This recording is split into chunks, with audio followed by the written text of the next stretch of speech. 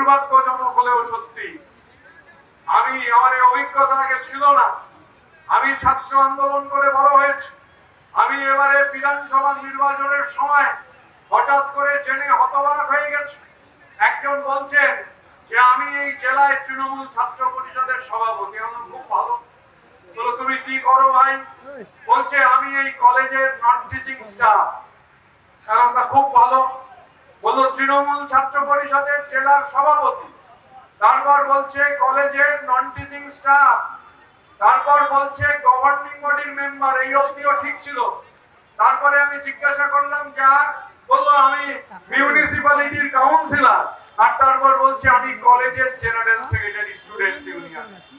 এখন এই যে কারবার, একজন বলছে যে সে কলেজের স্টাফ, কলেজের গভর্নিং বডির মেম্বার, কলেজের জিএস, মিউনিসিপ্যালিটির কাউন্সিলর, আর তার সঙ্গে গ্রামীণ জেলার একটা ছাত্র পরিষদের সভাপতি।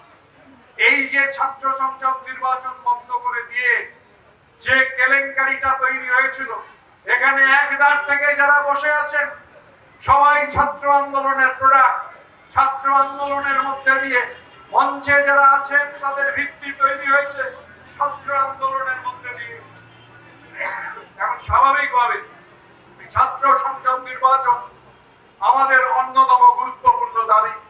রাজ্যের সরকার, তৃণমূল কংগ্রেস ভুল করেছে, সেই ভুলের উপর দাঁড়িয়ে বিজেপি ক্ষমতা দখল করেছে বিপুল ম্যান্ডেট।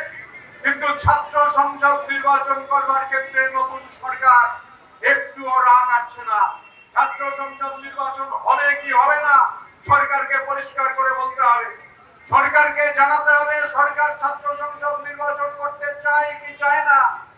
আর এই যে কলেজগুলোতে যেভাবে বিজেপির বিধায়কদের, বিজেপির এমপিদের বসিয়ে দেওয়া হলো, তাহলে অনিলয়ন আর মমতায়নের থেকে আপনারাও বেরোতে পারলেন না।